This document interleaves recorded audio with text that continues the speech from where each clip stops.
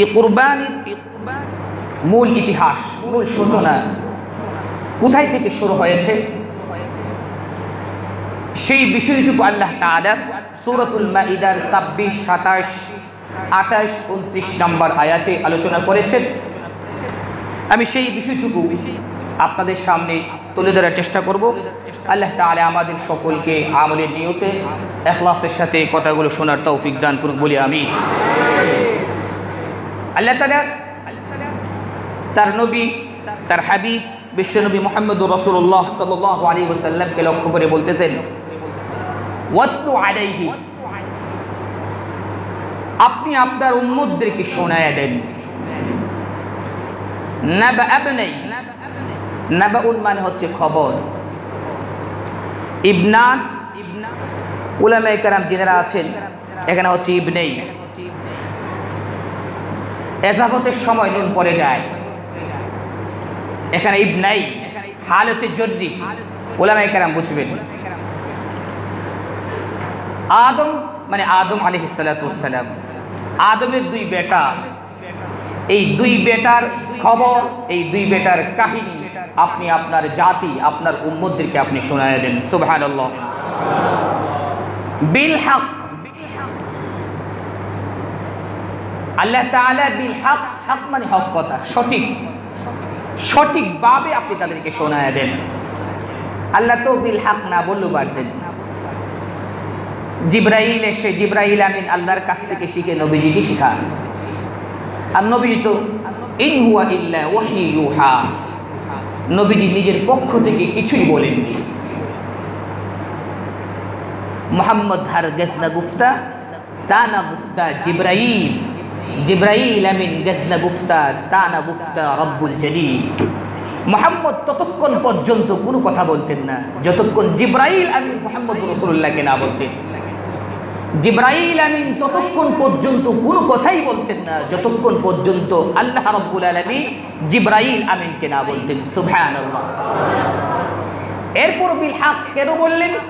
তৎকালীন সময়ের ইহুদি এবং খ্রিস্টানদেরকে বুঝায়া দেওয়ার জন্য যে মুহাম্মদ তো পৃথিবীর কারণে শিক্ষা করে নেয়, শিখে নাই কোনো হাই স্কুলে, কোনো কলেজে, কোনো ইউনিভার্সিটিতে, কোনো ভার্সিটিতে, কোনো বিশ্ববিদ্যালয়ে তিনি পড়াশোনা করেননি। অথচ হাজার হাজার পূর্বের ইতিহাস তিনি সঠিকভাবে কি করে বলছেন, পড়ালেখা করে নাই, কি করে বলছেন? এর প্রমাণ হচ্ছে আল্লাহ তাআলা না বললে তিনি বলতে পারেন না। সুবহানাল্লাহ।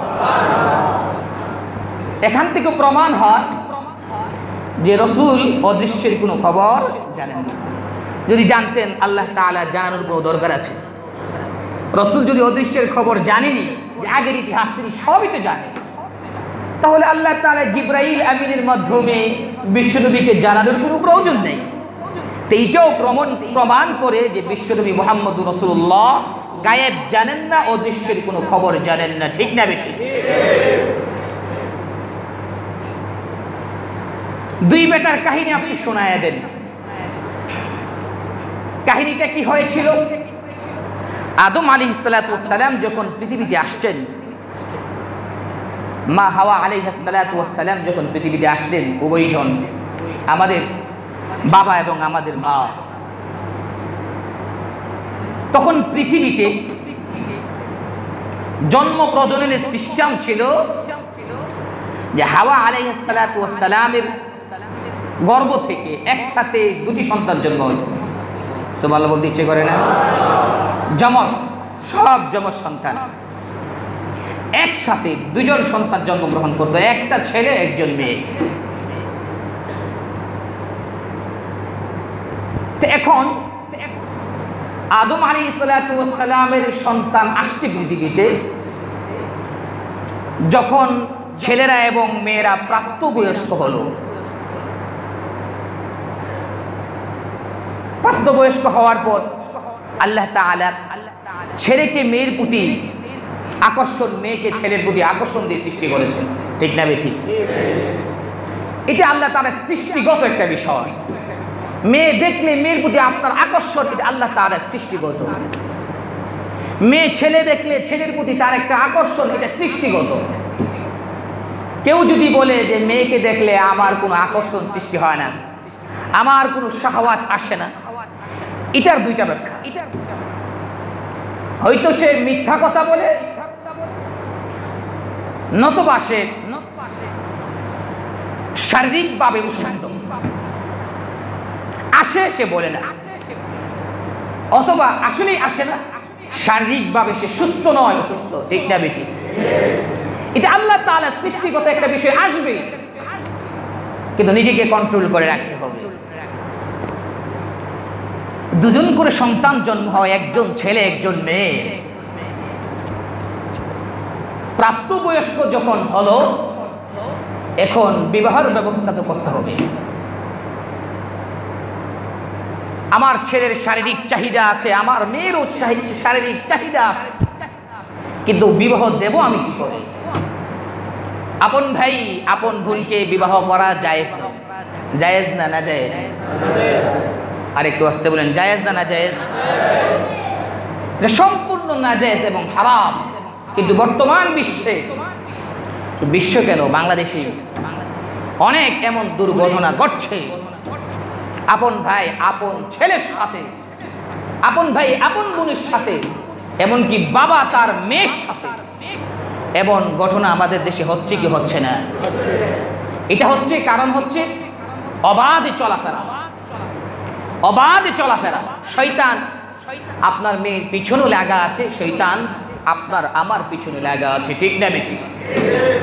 এদিন অবাধ চলাফেরা, এটাকে আমাদেরকে রুখতে হবে, এটা থেকে আমাদেরকে বিরত থাকতে হবে। বাবা মেয়ে একসাথে, বাবা তো মেয়েকে আদর করবেই, কিন্তু মেয়ে যখন প্রাপ্তবয়স্ক হয়ে যায়, মেয়ের জন্য আলাদা ব্যবস্থাপনা, তার সাথে আমার এত মিশার দরকার নেই, বাবা তো বাবাই। কিন্তু না, এখন আদর করতে গিয়ে বড় দুর্ঘটনা ঘটে। আল্লাহ তাআলা আমাদের সকলকে হেফাজত করুন বলে আমি। বিবাহ করাতে হবে, কিন্তু আপন ভাই আপন বোনকে বিবাহ করা তো নাজায়েজ। আদম আলাইহিস সালাতু ওয়াস সালাম চিন্তায় পড়ে গেলেন।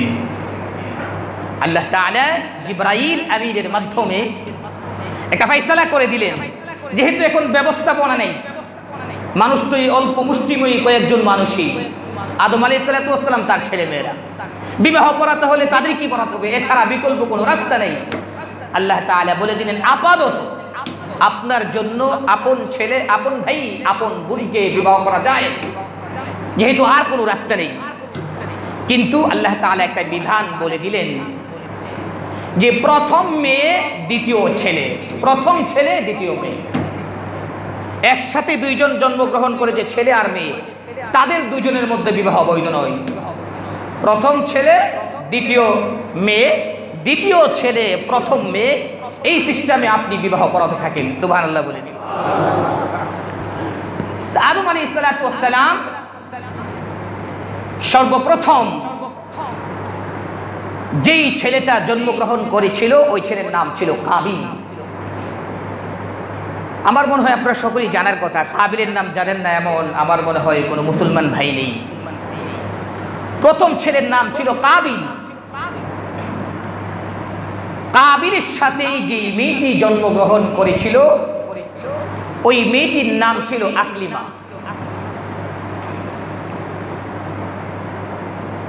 দ্বিতীয় বার যে ছেলে জন্মগ্রহণ করেছিল, ওই ছেলের নাম ছিল হাবিল।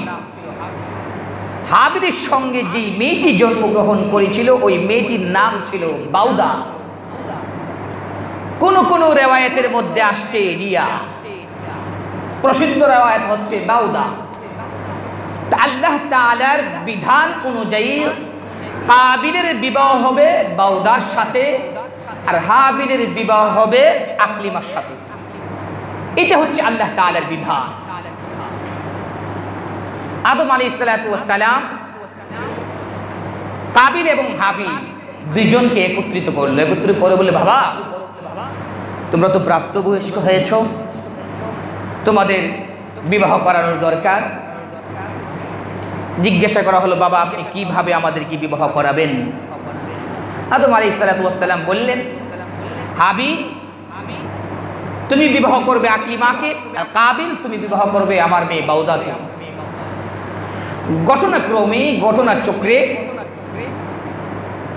কাবিলের সাথে যে মেয়েটি জন্মগ্রহণ করেছিল আকলিমা ছিল সুন্দরী আর রূপসী, আর হাবিলের সাথে যে বাউদা যে মেয়েটি জন্মগ্রহণ করেছিল সে ছিল একটু কুৎসি। এখন কাবিলের দাবি হচ্ছে, বাবা আমার সাথে যে মেয়ে জন্মগ্রহণ করেছে এটার হকদার তো আমি, সে আমার কাছে, আমার নিকটে, আমি আকলিমাকে বিবাহ করব, আমি বাউদাকে বিবাহ করব না।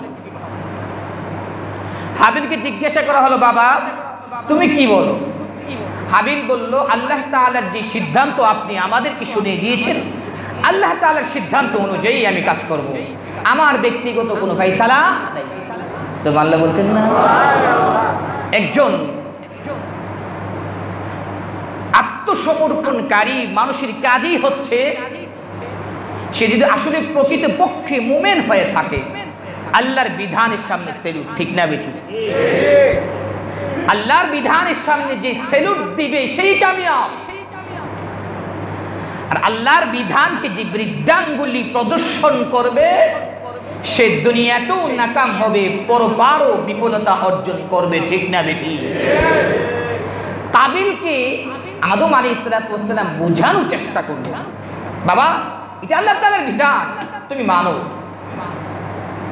কাবিল কোনোভাবেই, যে আদম আলাইহিস সালাম যেমন তার বাবা, ঠিক তেমন একজন নবীও কিন্তু বাবার কথা অমান্য করলো। বাবার কথা অমান্য করা এটাও কিন্তু না জায়েজ। আবার একজন রাসূলের কথা, নবীর কথা অমান্য করা এটাও না জায়েজ, ঠিক না বেটি? আবার পাশাপাশি এটা আল্লাহ তাআলার বিধান, আল্লাহ তাআলার বিধানকেও সে অমান্য করলো। আদম আলাইহিস সালাম একটু বিপাকে পড়ে গেলেন, ছেলেকে আমি কি করে মানাবো? ছেলে যদি বাবার কথা না মানে বাবার কি করার আছে? বাবার সর্দারি মাতবুরি সব জায়গায় চলে, কিন্তু এক জায়গায় গিয়ে সর্দারি মাতবুরি চলে না, সেটা হচ্ছে ছেলে আর মেয়ে, ঠিক না বেটি? কি করবে? বাবারা স্বাভাবিক ভাবে ছেলে আর মেয়ের প্রতি দুর্বল, মানাতে চাইলেও যদি না মানে বাড়ি ছেড়ে চলে যায়, বাবারা তখন চিন্তায় পড়ে যায়, না জানে কি হয়ে যায়। থাক, মানুক আর না মানুক, বাড়িতেই থাকুক। যুবকদেরকে বলবো, না এই কাজ তোমরা করবা না, বাবা যা বলবে তা মানার চেষ্টা করবা, কারণ কোনো বাবাই কোনো ছেলের অকল্যাণ চায় না, ঠিক না বেটি? কোনো মাই কোনো ছেলের মেয়ের অকল্যাণ চায় না, কল্যাণ চায়। যখন যেই পরামর্শ বাবা মা তোমাকে দেবে এটা অবশ্যই তোমার কল্যাণের জন্য দেবে, যদিও তুমি এটাকে মনে করো অকল্যাণ। ছেলে মানে না। হযরত আদম আলাইহিস সালাম আল্লাহ তাআলার কাছে ফরিয়াদ করলেন, আল্লাহ তাআলা আমি তো আমার ছেলে কাবিলকে মানাতে পারছি না, সে তো চাচ্ছে তার সাথে যে মেয়েটি জন্মগ্রহণ করছে তাকেই বিবাহ করবে। আল্লাহ আপনি আমাকে একটা সিদ্ধান্ত দিন, আমি কি করতে পারি? আল্লাহ তাআলা হযরত আদম আলাইহিস সালামের কাছে জিবরাইল আমিনকে পাঠালেন। পাঠিয়ে বলতেছেন, তোমাকে একটা পন্থা বাতায়ে দেই, সহজ একটা পদ্ধতি বাতায়ে দিচ্ছি, ওই পদ্ধতি তুমি অবলম্বন করো,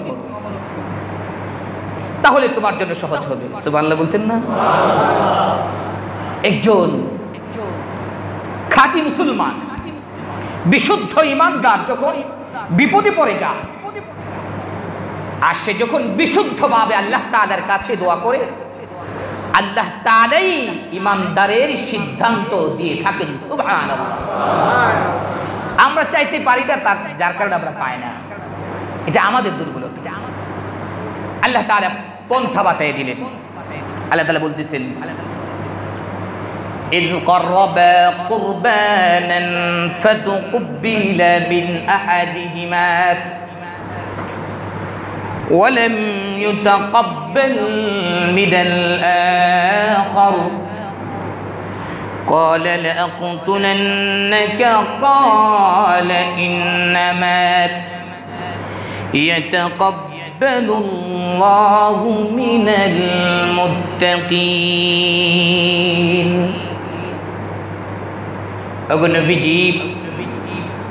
আপনি আদমের দুই সন্তানের ঘটনা আপনার উম্মতদেরকে শোনায় দেন। তারা যখন ঝগড়াঝাটি করতেছিল, এর মধ্য থেকে অন্যতম হলো কাবিল। কাবিল আল্লাহ তাআলার বিধানকে লঙ্ঘন করে নিজের বোনকে, নিজের সাথে যে বোন জন্মগ্রহণ করেছে তাকে বিবাহ করতে চেয়েছিল। আল্লাহ তাআলা তখন আদমকে সহজ করার জন্য, আদমকে সহজভাবে বুঝায়া দেওয়ার জন্য হযরত আদম আলাইহিস সালাতু ওয়াস সালাম দুই সন্তানকে বললেন, ঠিক আছে বাবারে, দরবারের কাম নাই, ঝামেলার কাজ নেই, তোমরা দুজনেই আল্লাহর রাস্তায় কুরবানি করবে। যার কুরবানি আল্লাহ তাআলা কবুল করবে তাকে, সেই আকলিমাকে বিবাহ করবে। সুবহানাল্লাহ। দুজনে মিলে কুরবানি করবে। কুরবান মানে হচ্ছে নিকটবর্তী হওয়া। যে বস্তু এবং যে জিনিসের মাধ্যমে আল্লাহ তাআলার কাছে পৌঁছা যায় তাকে কুরবানি বলা হয়। তাকে কি বলা হয়? কুরবানি বলা হয়। আদম আলাইহিস সালাতু ওয়াস সালাম হাবিল এবং কাবিল উভয়জন কি বলল? কুরবানি করব। কাবিলও খুশি, হাবিলও খুশি। ঠিক আছে, অসুবিধা নেই বাবা, আপনি যেহেতু বলেছেন কুরবানি করার জন্য, আমরা কুরবানি করব। হাবিল ছিল দুম্বার ব্যবসায়ী আর কাবিল ছিল কৃষক, জমিনে চাষাবাদ করত। দুইজনে দুই কাজ করত, একজন কৃষক আর একজন ব্যবসায়ী। হাবিল চিন্তা করলো আল্লাহর রাস্তায় কুরবানি করব, কুরবানিটা হতে হবে শ্রেষ্ঠ। আমার যত দুম্বা আছে, ভেড়া আছে, বকরি আছে, এগুলো থেকে সবচেয়ে সুন্দর যেটা, সবচেয়ে হৃষ্টপুষ্ট, সবচেয়ে উন্নত মানের, স্বাস্থ্য ভালো, এটা আমি আল্লাহর রাস্তায় কুরবানি করব। সুবহানাল্লাহ বলতে ইচ্ছে করে না? আর একটু আস্তে করুন সুবহানাল্লাহ। সে তার ভেড়ার দলে গিয়ে খুঁজতে লাগলো যে সবচেয়ে ভালো, সবচেয়ে উন্নত মানের, স্বাস্থ্য ভালো, হৃষ্টপুষ্ট, এটাকে আমি বেছে আল্লাহর রাস্তায় কুরবানি করব। সে এইটাকে বেছে নিয়ে পাহাড়ের উপর কুরবানি করে দিল। পক্ষান্তরে কাবিল, তার মনে তো আগে থেকে ঝামেলা, খুশি হলে কি হবে, কিন্তু মনের মধ্যে বড় ঝামেলা। যেহেতু সে কৃষক ছিল, কিছু খাদ্যদ্রব্য, জব, গম, এগুলোর মধ্য থেকে সবচেয়ে নিকৃষ্ট মানের, ভালো মানেরটা না, ভালো মানেরটা না, নিকৃষ্ট মানেরটা সে এগুলো নিয়ে পাহাড়ের উপর রেখে দিল। আচ্ছা বলেন তো দেখি, আপনি আপনার দৃষ্টিকোণ থেকে বলেন তো দেখি, আল্লাহ তাআলা কার কুরবানি কবুল করবেন?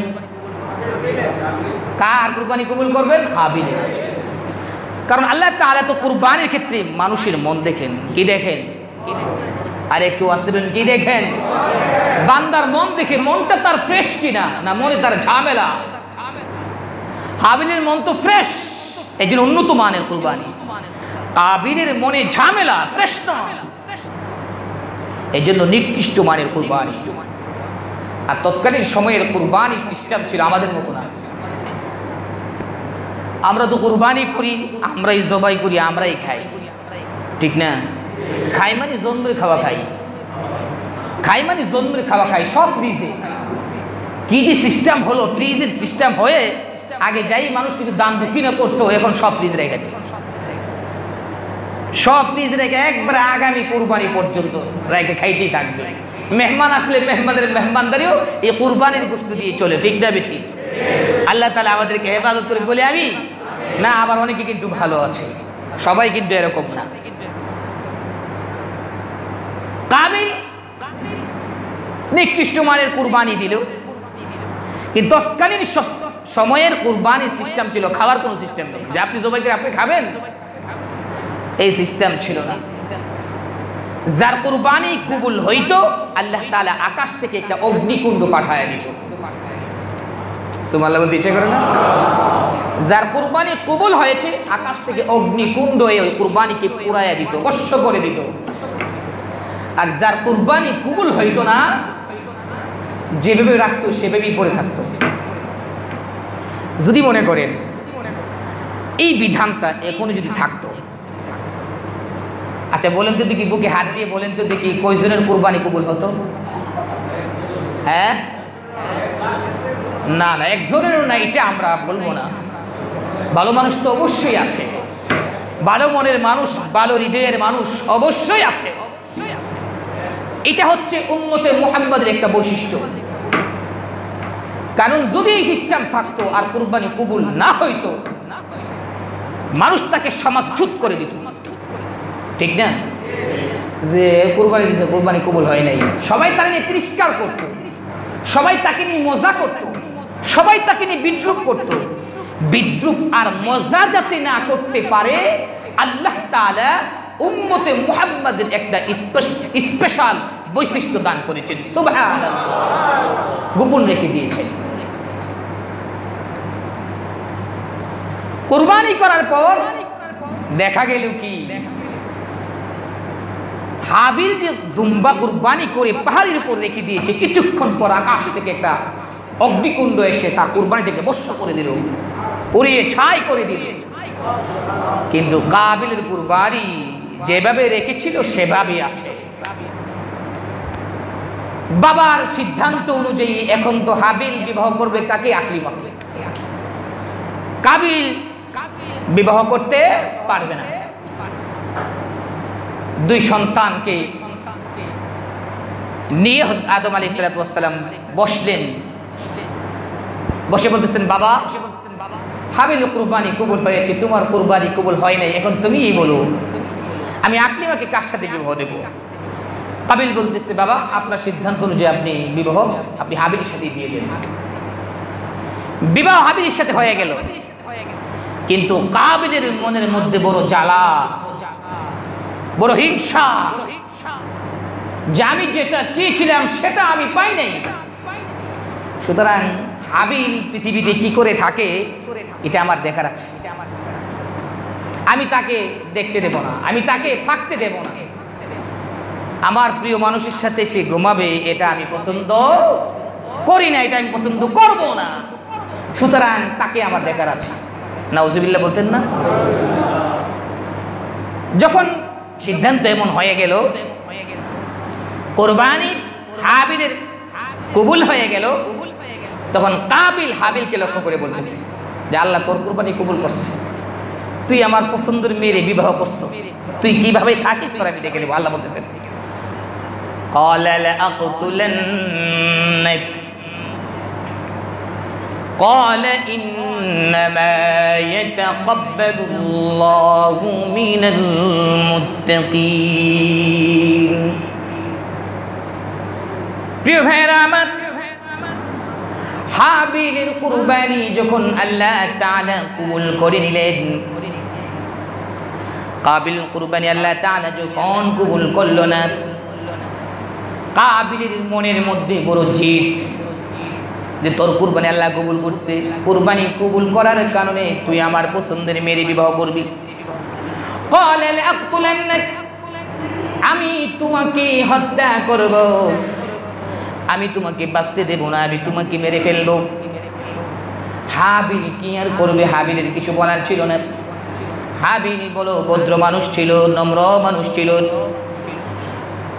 ভালো মনের মানুষ ছিল, নরম হৃদয়ের মানুষ ছিল, যার কারণে হাবিল জবাব দিয়ে বলল, قالت إنما يتقبل الله من المتقين। ভাই রে, আমার তো কিছু করার নাই, আমার তো কিছু বলারও নাই।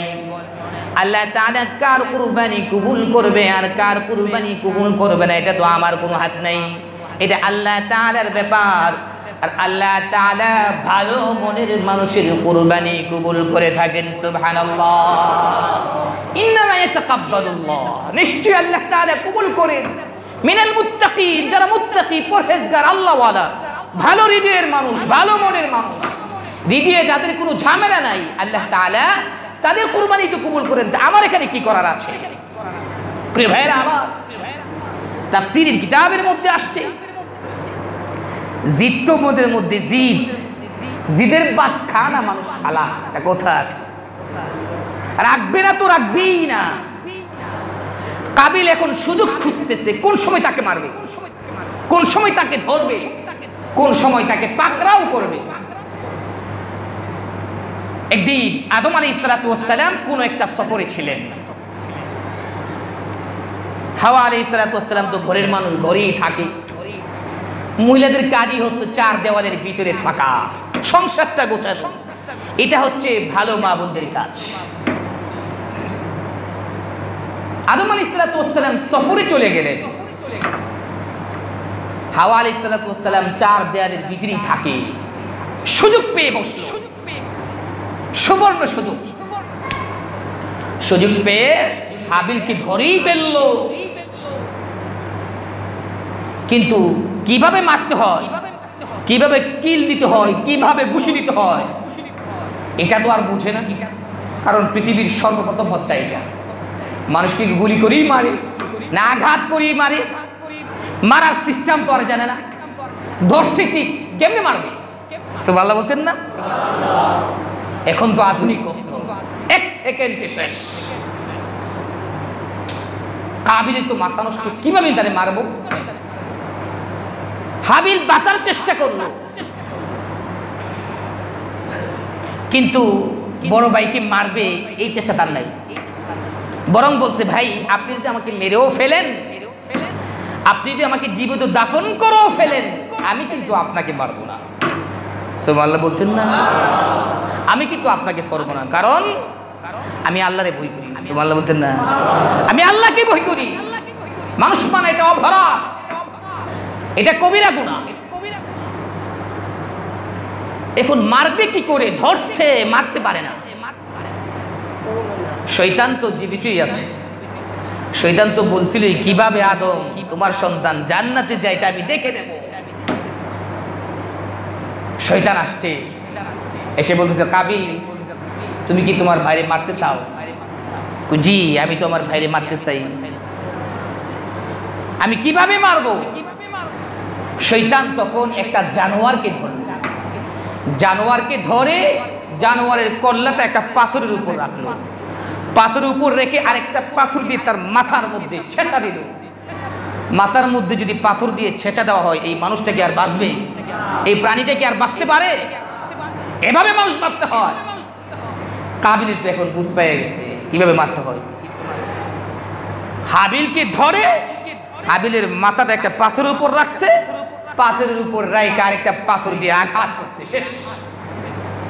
ইন্না লিল্লাহি ওয়া ইন্না ইলাইহি রাজিউন। মারার পর এখন তো তার মাথা বলো যে এই লাশ আমি রাখবো না, এই লাশ আমি রাখবো না। বাবা যদি দেখে আর বাবা যদি জানতে পারে আমি তারে মারছি, বাবার বড় তো জায়গায় দেব না, বাবাও আমারে সাইজ করবো। খুব মাথা তার গরম। এই জন্য কোনো কোনো তাফসীরের কিতাবের মধ্যে আসছে 40 দিন পর্যন্ত লাশটাকে কাঁধে নিয়ে সে ঘুরছে। কয়দিন? কোন কোন তাফসীরের কিতাবের মধ্যে আসছে 1 বছর পর্যন্ত এই লাশ নিয়ে সে ঘুরছে। করবেটা কি? লাশ কি জমিনের নিচেই দাফন করবে, না ফালায়া দেবে, না পানিতে কি করবে? আল্লাহ তাআলা বনি আদমের সম্মানার্থে বনি আদমকে, আদম সন্তানদেরকে কাফন দাফনের ব্যবস্থা শিখিয়ে দিলেন। সুবহানাল্লাহ। সেই কথাটা আল্লাহ তাআলা এখানে বলেছেন। আল্লাহ তাআলা দুইটা কাককে পাঠিয়ে দিলেন। কাবিল রে, জঘন্যতম অপরাধ করছিস, ভাই হত্যা করে জঘন্যতম অপরাধ করেছিস। এখন এখন কাফনও করবি না, দাফন করবি না, কি করবি চিন্তায় আছিস। দুইটা কাক পাঠালেন। দুইটা কাক পাঠিয়ে দুই কাকের মধ্যে ঝগড়া লাগায় দিলেন। একটা কাক আরেকটা কাককে মেরে ফেললেন। মেরে ফেলার পর কাক তার পা খুঁচিয়ে খুঁচিয়ে পায়ের খোঁড়া দিয়ে জমিন করলো, মাটি সরায়ে ওই কাকটাকে মাটির নিচে দাফন করে রাখলো। কাবিল তখন বুঝতে পারলো, কাবিল আফসোস করে বলতেছে, আমি কি তাইলে কাকটার মতো হইতে পারলাম না? আমি আমার ভাইকে মারলাম, কিন্তু ভাইরে কিভাবে দাফন করব, কিভাবে কাফন করব সেটাও আমি জানি না। আমি একটা কাকের কাছ থেকে কাফন দাফন শিখতে হলো। হায়রে আফসোস। তখন সে তার ভাইকে মাটি খনন করে হাবিলকে মাটির নিচে দাফন করলো। এখান থেকে আমাদের শিক্ষা হচ্ছে যে একজন উগ্রবাদী, একজন হিংসুক, আরেকজন দেখেন মারল, শেষ করে ফেললো, নিজের হাতটাও নাড়ানো না, শুধু বাঁচার চেষ্টা করছিল। এবং সে জবাব দিয়েছিল, হাবিল জবাব দিয়েছিল, লাইম বাসাতা ইলাইয়া ইয়াদাকা লিতাকতুলানি মা আনা বিবাসিতি ইয়াদিয়া ইলাইকা লিআকতুলাক ইন্নী আখাফুল্লাহ রাব্বাল আলামিন। ভাইরে ভাই, আপনি যদি আমাকে মেরে ফেলেন, আমি কিন্তু আমার হাত দিয়ে আপনাকে মারার জন্য আমার হাত বাড়াবো না। কেন তুই আমাকে মারার জন্য হাত বাড়াবি না? হাবিল তখন জবাব দিয়েছিল, ইন্নী আখাফুল্লাহ রাব্বাল আলামিন। ভাই, আপনি হয়তো রব্বে কারীমকে ভয় করেন না, আল্লাহ তাআলার আযাবকে ভয় করেন না, জাহান্নামের শাস্তিকে আপনি ভয় করেন না। আমি হাবিল কিন্তু পরকালের শাস্তি, আল্লাহ তাআলার শাস্তিকে ভয় করি। সুবহানাল্লাহ, জাহান্নামের শাস্তিকে আমি ভয় করি।